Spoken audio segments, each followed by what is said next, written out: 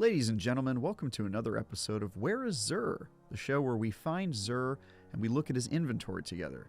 Today, Xur can be found in the tower. He's hanging out in the hangar over here on some steps, so let's go and pay him a visit. Alright, so once you have touched down in the tower, go ahead and turn left, walk down some stairs, and eventually through a bunch of halls, you will be turning left to find Xur on some steps.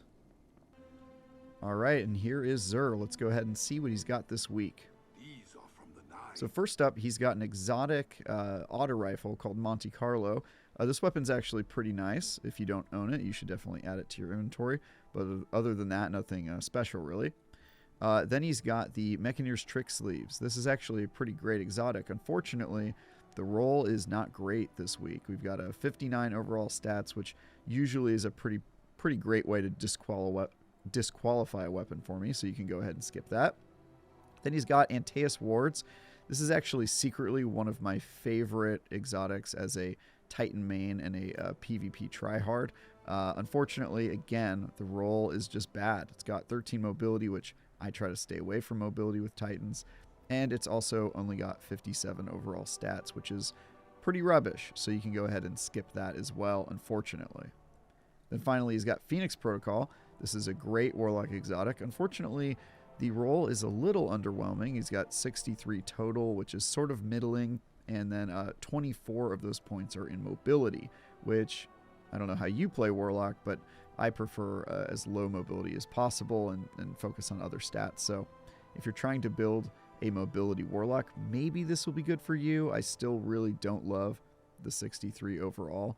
But yeah, it's a great exotic, and in this season of Solar 3.0, it is especially relevant. Moving on to legendary weapons, first we've got Lonesome Sidearm. This is a great sidearm. Sidearms are very much a part of the meta right now, and it's got opening shot and outlaw, which are both really great perks. It's also got armor piercing rounds and high caliber rounds as options. I love this roll. With a range masterwork, makes it even better. You might want stability instead, but range is nothing to complain about. This is a great roll. You should maybe pick this up if you need a reliable sidearm. Next up, 7th Serif Carbine. We've talked about this one in other weeks. The roll this week is actually pretty good. I really like rangefinder on auto rifles. I also don't mind hipfire grip for when you're in a tight spot and need to fire from the grip, or from the hip rather. So that's a good option to have. Again, armor piercing and high caliber rounds, always good to have. And it's got a stability masterwork, which is great on auto rifles. So this is a pretty good roll as well. 7th Serif Carbine is not my favorite auto rifle in the world in general, but you can do a lot worse in terms of rolls on this weapon. All right, let's talk about Grid Skipper. Grid Skipper is a pulse rifle.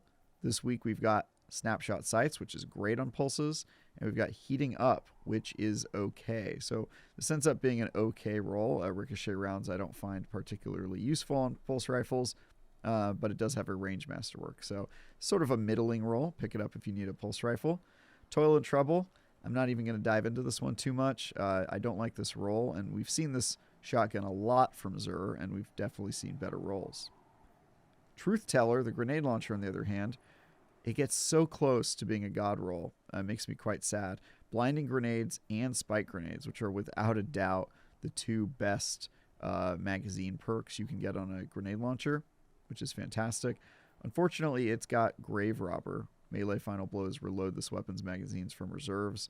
That might be useful if you're popping a grenade and then meleeing something to get your weapon immediately reloaded. Issue with it is that you're hopefully not standing right in somebody's face when you're using a grenade launcher and probably wouldn't need that ability.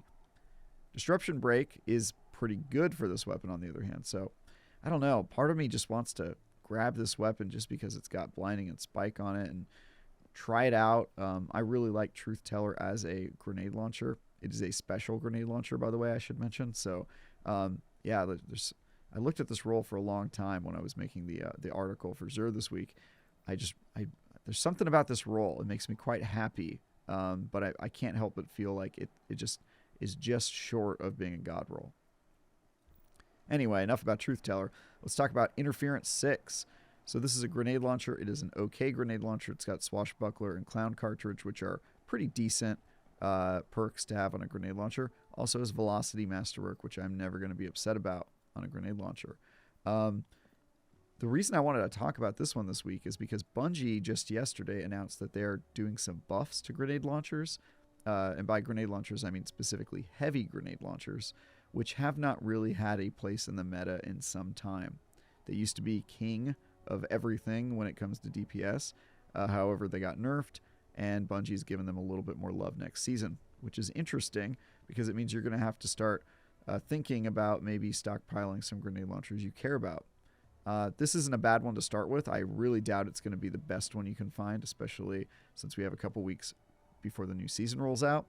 But start thinking about it, and I'm going to definitely be paying attention to grenade launchers because who knows, maybe they'll come back and end up being a huge part of the Destiny 2 meta.